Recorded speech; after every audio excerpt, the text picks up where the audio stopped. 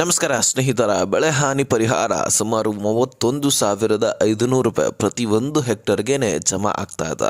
So ನಿಮ್ಮ ಒಂದು ಎಷ್ಟು ಹೆಕ್ಟರ್ಗಳಿದ್ದಾವೆ ಅದನ್ನು ನಿಮ್ಮ ಅಂದಾಜು ಮೇಲೆ ನೀವು ಲೆಕ್ಕಾಚಾರ ಮಾಡ್ಕೊಳ್ಳಿ. ಸೊ ಇನ್ನು ಈ ಜಿಲ್ಲೆಯ ರೈತರ ಖಾತೆಗಳಿಗೆ ಈ ಒಂದು ಬೆಳೆ ಹಾನಿ ಪರಿಹಾರ ಜಮಾ ಆಗ್ತಾ ಇದ್ದು, ಜಂಟಿ ಸರ್ವೆ ಆಗೋದು ಬಹಳ ಇಂಪಾರ್ಟೆಂಟು, ಅತಿ ಅವಶ್ಯಕ. ಜಂಟಿ ಸರ್ವೆ ಆಗಿದ್ದರೆ ಮಾತ್ರ ನಿಮ್ಮ ಖಾತೆಗಳಿಗೆ ದುಡ್ಡು ಜಮಾ ಆಗುತ್ತೆ. ಜಂಟಿ ಸರ್ವೆ ಆಗಿರಲಿಲ್ಲ ಅಂದರೆ ಅದನ್ನು ಹೇಗೆ ಮಾಡಿಸ್ಕೊಳ್ಳೋದು ಅನ್ನುವಂಥದ್ದನ್ನು ಕೂಡ ಈ ಒಂದು ವಿಡಿಯೋದಲ್ಲಿ ನಿಮಗೆ ತಿಳಿಸಿಕೊಡ್ತೇನೆ. ಸೊ ತೀರಾ ಇಂಪಾರ್ಟೆಂಟ್ ಮಾಹಿತಿ. ಯಾವ ಯಾವ ಜಿಲ್ಲೆಗಳಿಗೆ ಈ ದುಡ್ಡು ಬರ್ತಾ ಇದೆ. ಸುಮಾರು 30,000 ಕೋಟಿಯಷ್ಟು ಫಂಡನ್ನು ಮಂಜೂರು ಮಾಡಲಾಗಿದೆ. ಹಾಗಾದರೆ ಬನ್ನಿ ಸ್ನೇಹಿತರ, ಈ ಬೆಳೆ ಹಾನಿ ಪರಿಹಾರದ ಡೀಟೇಲ್ಸನ್ನು ನಿಮ್ಮ ಮುಂದೆ ಕ್ಲಿಯರ್ ಆಗಿ ತಿಳಿಸಿಕೊಡ್ತಾನೆ. ಸ್ನೇಹಿತರೆ, ಪ್ರತಿಯೊಬ್ಬರು ಕೂಡ ಈ ಒಂದು ವಿಡಿಯೋನ ಆದಷ್ಟು ಮಿಸ್ ಮಾಡಲಿ, ಕೊನೆವರೆಗೂ ವಾಚ್ ಮಾಡಿ. ಸ್ನೇಹಿತರೆ, ಬೆಳೆ ಹಾನಿ ಪರಿಹಾರ ರೈತರು ಬೆಳೆದಿರ್ತಕ್ಕಂತಹ ಬೆಳೆಗಳಿಗೆ ಫಲನೇ ಸಿಕ್ಕಿಲ್ಲ ಈ ಸಾರಿ. ಯಾಕಂದರೆ 4-5% ಅಷ್ಟು ಹೆಚ್ಚಿನ ಮಳೆ ಆಗಿದೆ. ಮಳೆ ಅಂತೂ ಒಳ್ಳೆಯದೇ ಆಗಿದೆ, ಇಲ್ಲ ಅಂತೀನಿಲ್ಲ. ಆದರೆ ಅಗತ್ಯಕ್ಕಿಂತ ಪೂರ್ತಿಯಾಗಿ ಹೆಚ್ಚಿನ ಮಳೆ ಆದ ಕಾರಣಕ್ಕಾಗಿ ಸಣ್ಣ ಪುಟ್ಟ ರೈತರ ಹೊಲಗಳಲ್ಲಿ ಇನ್ನು ನೀರು ನಿಂತ್ಕೊಂಡು ಬಿಟ್ಟಿದೆ. ಬೆಳೆಗಳು ಹಾನಿಯಾಗಿದೆ, ಅದಕ್ಕೆ ಫಲ ಸಿಗ್ತಾ ಇಲ್ಲ. ರೈತರು ಸಾಲ ಸೂಲ ಮಾಡಿಕೊಂಡು ಬೆಳೆಗಳನ್ನು ಬೆಳೆದಿರ್ತಾರೆ. ಈ ಕಡೆ ಸಾಲ ಕೂಡ ತೀರಿಸ್ಲಿಕ್ಕೆ ಆಗ್ತಾ ಇರೋದಿಲ್ಲ. ಹೀಗಾಗಿ ಸಂಕಷ್ಟಕ್ಕೆ ಈಡಾಗಿ ಸಾವಿಗೆ ಶರಣಾಗ್ತಾ ಇರ್ತಾನೆ. ಸೊ ಹೀಗಾಗಿ ಸರ್ಕಾರ ಇದಕ್ಕೆ ಏನಾದರೂ ಕಣ್ಣು ತೆಗೆದು ಬೆಳೆ ಹಾನಿ ಪರಿಹಾರ ಕೊಡತ್ತಂತ ಎಲ್ಲ ರೈತರು ಕೂಡ ಕಾಯ್ತಾ ಇದ್ದಾರೆ. ಸ್ನೇಹಿತರೆ, ಮೊದಲನೇದಾಗಿ ಕೇಂದ್ರ ಸರ್ಕಾರದಿಂದನೂ ಕೂಡ ಫಸಲ್ ಬಿಮಾ ಯೋಜನೆಯಲ್ಲಿರ್ತಕ್ಕಂತಹ ಫಲಾನುಭವಿಗಳ ಖಾತೆಗಳಿಗೆ ಬೆಳೆ ಹಾನಿ ಪರಿಹಾರವನ್ನು ಒದಗಿಸಿ ಕೊಡಲಾಗಿತ್ತು. ಅದೇ ರೀತಿಯಾಗಿ ಸದ್ಯಕ್ಕೆ ಈಗ ರಾಜ್ಯ ಸರ್ಕಾರದಿಂದನೂ ಕೂಡ ಕೊಡಲಾಗ್ತಾ ಇದೆ. ನಿಮಗೆ ನಾನು ಕೇಂದ್ರ ಸರ್ಕಾರದಿಂದ ಏನೇನು ಬಿಡುಗಡೆ ಆಗಿದೆ ಅನ್ನೋದ್ರ ಬಗ್ಗೆ ಒಂದಿಷ್ಟು ಮಾಹಿತಿಯನ್ನು ಮೊದಲು ತಿಳಿಸ್ಕೊಟ್ಬಿಡ್ತೀನಿ. ತದನಂತರ ರಾಜ್ಯ ಸರ್ಕಾರದಿಂದ ಈಗ ಬರ್ತಾ ಇದೆ ಅಲ್ವಾ, ಅದು ಯಾವ್ಯಾವ ಜಿಲ್ಲೆಗಳಿಗೆ, ಅದು ಹೇಗೆ ಬರ್ತಾ ಇದೆ, ಎಷ್ಟು ಫಂಡ್ ರಿಲೀಸ್ ಆಗಿದೆ, ಎಲ್ಲವನ್ನು ಕೂಡ ನಾವು ನೋಡೋಣ.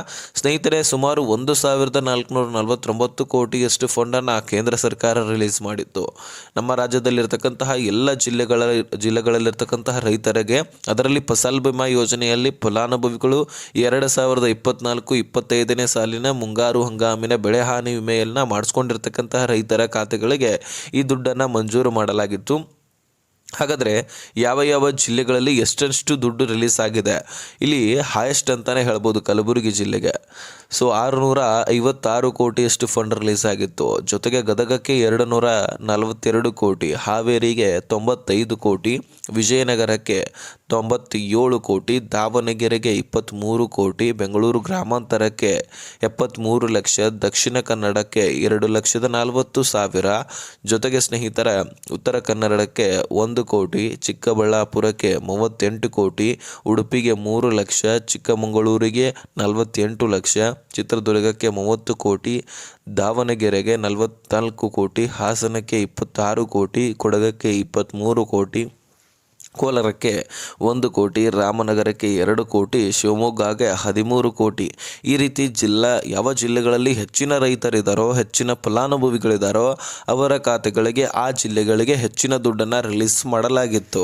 ಸೊ ಅದರಲ್ಲಿ ತೊಗರಿ ಬೆಳೆದವರಿಗೆ, ಭತ್ತ ಬೆಳೆದವರಿಗೆ, ರಾಗಿ, ಮೆಕ್ಕೆಜೋಳ ಸೇರಿದಂತೆ ಸೋಯಾಬೀನ್ ಆಗಿರಲಿ, ಹತ್ತಿ ಆಗಿರಲಿ, ಹೆಸರು ಕಾಳು, ನೆಲೆಗಡ್ಡೆಲೆ ಸೇರಿದಂತೆ ಇನ್ನು ಮುಂತಾದ ಬೆಳೆಗಳಿಗೆ ಬೆಳೆ ಹಾನಿ ವಿಮೆಯನ್ನು ಜಮಾ ಮಾಡಲಾಗಿತ್ತು. ಸೊ ಹೈಯೆಸ್ಟ್ ಕಲಬುರಗಿ ಮತ್ತು ಗದಗ ಜಿಲ್ಲೆಗೆ ಇಲ್ಲಿ ರಿಲೀಸ್ ಆಗಿತ್ತು. ಯಾರು ಫಸಲ್ ಬಿಮಾ ಯೋಜನೆಯಲ್ಲಿ ಫಲಾನುಭವಿಗಳಿದ್ದರೆ ಅವರೆಲ್ಲರ ಖಾತೆಗಳಿಗೆ ಈ ಒಂದು ದುಡ್ಡನ್ನು ಕೊಡಲಾಗಿತ್ತು ಎನ್ನುವಂತಹ ಮಾಹಿತಿ ಇಲ್ಲಿ ದೊರಕಿದೆ. ಸೊ ನೀವು ಕೂಡ ಫಸಲ್ ಬಿಮಾ ಯೋಜನೆಯಲ್ಲಿ ಫಲಾನುಭವಿಗಳು ಆಗಬೇಕು. ಈ 2026ನೇ ಇಸ್ವಿಯಲ್ಲಿ ನೀವು ಈ ಒಂದು ಬೆಳೆ ಹಾನಿ ಪರಿಹಾರ ಅಂದರೆ ಹೆಚ್ಚಿನ ಬರ ಬಿದ್ದರೆ ಅದಕ್ಕೂ ಕೂಡ ಪರಿಹಾರ ಸಿಗುತ್ತೆ, ಹೆಚ್ಚಿನ ಮಳೆ ಆದರೆ ಅದಕ್ಕೂ ಕೂಡ ಪರಿಹಾರ ಸಿಗುತ್ತೆ. ಒಂದು ಬರ ಪರಿಹಾರ, ಒಂದು ಬೆಳೆ ಹಾನಿ ಪರಿಹಾರ, ಇವೆರಡೂ ನೀವು ಸಿಗಬೇಕಂದ್ರೆ ಫಸಲ್ ಬಿಮಾ ಯೋಜನೆಯಲ್ಲಿ ಕೇಂದ್ರ ಸರ್ಕಾರಕ್ಕೆ ನೀವು ಫಲಾನುಭವಿಗಳಾಗಬೇಕು. ಆಗ ಮಾತ್ರ ದುಡ್ಡು ಜಮಾ ಆಗುತ್ತೆ. ಹಾಗಾದರೆ ನೀವು ಫಸಲ್ ಬಿಮಾ ಯೋಜನೆಯಲ್ಲಿ ಫಲಾನುಭವಿಗಳಾಗಬೇಕಂದ್ರೆ ಫಸಲ್ ಬಿಮಾ ಯೋಜನೆ ಅಂತ ಕಮೆಂಟ್ ಮಾಡಿ, ನಾನು ಅದರ ಬಗ್ಗೆ ಸಪ್ರೇಟಾಗಿ ವಿಡಿಯೋ ಮಾಡಿ ತಿಳಿಸಿಕೊಡ್ತೇನೆ. ಸ್ನೇಹಿತರೆ, ಇನ್ನು ನಮ್ಮಲ್ಲಿರ್ತಕ್ಕಂತಹ ರಾಜ್ಯ ಸರ್ಕಾರ ಸಾಲ ಮನ್ನಾ ಮಾಡತ್ತಂತನೂ ಕೂಡ ಪ್ರೆಸ್ನವರು ಕೇಳ್ತಾರೆ. CM ಅವರು ಹೇಳ್ತಾರೆ, CM ಸಿದ್ದರಾಮಯ್ಯನವರು ಬೆಳೆ ಹಾನಿ ಪರಿಹಾರವನ್ನು ನಾವು ಕೊಡ್ತಾ ಇದ್ದೀವಿ, ಹಾಗಾಗಿ ನಾವು ಈ ಸಾಲ ಮನ್ನಾವನ್ನು ಮಾಡೋದಿಲ್ಲ ಅಂತ ಹೇಳ್ತಾ ಇದ್ರು. ಯಾಕಂದರೆ ಪ್ರತಿಯೊಂದು ಹೆಕ್ಟರ್ಗೆ 31,500ದಷ್ಟು ಒಂದು ಪರಿಹಾರ ಧನವನ್ನು ಕೊಡ್ತಾ ಇದ್ದಾರೆ. ಅಂದರೆ ಇನ್ನು ಸಾಲ ಮನ್ನಾ ಮಾಡೋದೇನು ಬೇಕಾಗಿದೆ, ಹೌದಲ್ವಾ? ಒಟ್ಟಾರೆಯಾಗಿ ಇದನ್ನಾದರೂ ಕೊಡಲಿ ಅಂತ ರಾಜ್ಯದ ರೈತರು ಕಾಯ್ತಾ ಇದ್ದರು. ಹಾಗಾಗಿ ಇಲ್ಲಿ CM ಸಿದ್ದರಾಮಯ್ಯನವರು ಕೂಡ ಜಂಟಿ ಸರ್ವೆ ಆದ ಮೇಲೆ ಹೇಳ್ತಾರೆ, ಜಂಟಿ ಸರ್ವೆಯಲ್ಲಿ ಸುಮಾರು 30,000 ಹೆಕ್ಟರಷ್ಟು ಭೂಮಿಗಳು ನಾಶ ಆಗುವುದು ಗಮನಕ್ಕೆ ಬರುತ್ತೆ.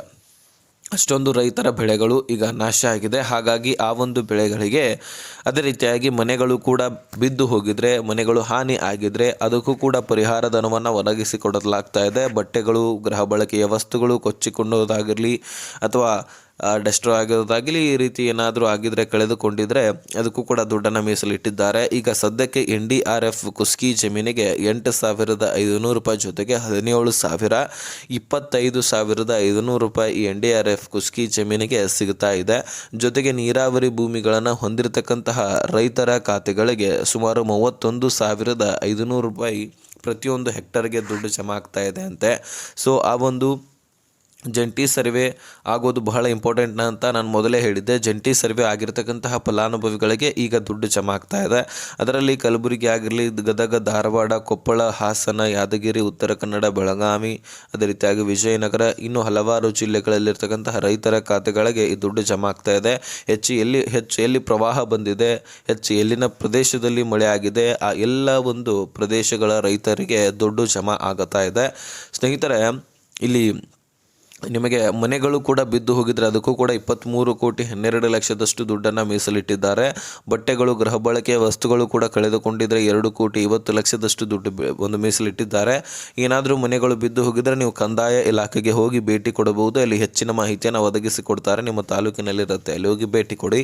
ಇನ್ನು ನಿಮ್ಮ ಒಂದು ಹೊಲಗಳಲ್ಲಿ ಜಂಟಿ ಸರ್ವೆ ಆಗಿರಲಿಲ್ಲ ಅಂದರೆ ನೀವೇನು ಮಾಡಬೇಕು, ರೈತ ಸಂಪರ್ಕ ಕೇಂದ್ರಕ್ಕೆ ಹೋಗಬೇಕಾಗತ್ತೆ. ಯಾಕಂದರೆ ರೈತರಿದ್ರೆ ಅಂದ ಬಳಿಕ ನಿಮಗೆ ಪರಿಹಾರ ಧನವನ್ನು ರೈತ ಸಂಪರ್ಕ ಕೇಂದ್ರದಲ್ಲಿ ಕೊಡಲಾಗುತ್ತೆ.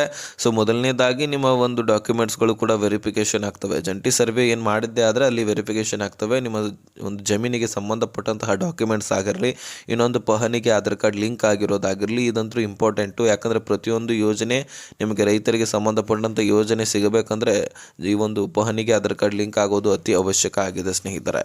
ಅದರ ಜೊತೆಗೇ ಪಹಣಿಗೆ ಆಧಾರ್ ಕಾರ್ಡ್ ಲಿಂಕ್ ಆಗಿಲ್ಲ ಅಂದರೆ ನೀವು ನಿಮ್ಮ ತಾಲೂಕಿನಲ್ಲಿರ್ತಕ್ಕಂತಹ ಗ್ರಾಮ ಪಂಚಾಯಿತಿಗಳಲ್ಲಿ ಹೋಗಿ ಗ್ರಾಮ ಲೆಕ್ಕಾಧಿಕಾರಿಗಳ ಹತ್ರ ಹೋಗಿ ಲಿಂಕ್ ಮಾಡಿಸ್ಕೊಳ್ಬಹುದು.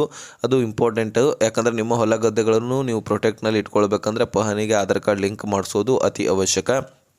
ಇನ್ನು ಜಂಟಿ ಸರ್ವೆ ನೀವು ರೈತ ಸಂಪರ್ಕ ಕೇಂದ್ರಕ್ಕೆ ಹೋಗಿ ಭೇಟಿ ಕೊಟ್ಟಿದ್ದೆ ಆದರೆ ಹಾಗೆ ಭೇಟಿ ಕೊಡಬೇಡಿ. ನಿಮ್ಮ ಹೊಲ ಗದ್ದೆಗಳಲ್ಲಿ ನೀರು ನಿಂತ್ಕೊಂಡಿರ್ತಕ್ಕಂಥದ್ದನ್ನು ವಿಡಿಯೋ ಮಾಡ್ಕೊಳ್ಳಿ ಅಥವಾ ಫೋಟೋ ತೆಗೆದುಕೊಳ್ಳಿ. ಅದನ್ನು ಹೋಗಿ ಅವರಿಗೆ ತೋರಿಸಬೇಕು.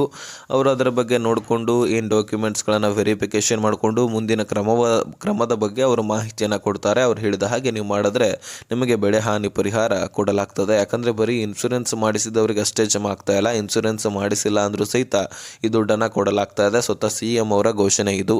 ಓಕೆನಾ, ಈ ಒಂದು ಇನ್ಫಾರ್ಮೇಷನ್ನ ನಿಮಗೆ ತಿಳಿಸಬೇಕಾಗಿತ್ತು. ಇದರಲ್ಲಿ ಕೂಡ ಏನೇ ಡೌಟ್ಸ್ ಇದ್ದರೂ ನಿಮಗೆ ಡಿಸ್ಕ್ರಿಪ್ಷನಲ್ಲಿ Instagram ಲಿಂಕನ್ನು ಕೊಟ್ಟಿರ್ತೀನಿ. ಅಲ್ಲಿಂದ ನನಗೆ ಮೆಸೇಜ್ ಮಾಡಿ, ಖಂಡಿತವಾಗಲೂ ರಿಪ್ಲೈ ಕೊಡ್ತೀನಿ.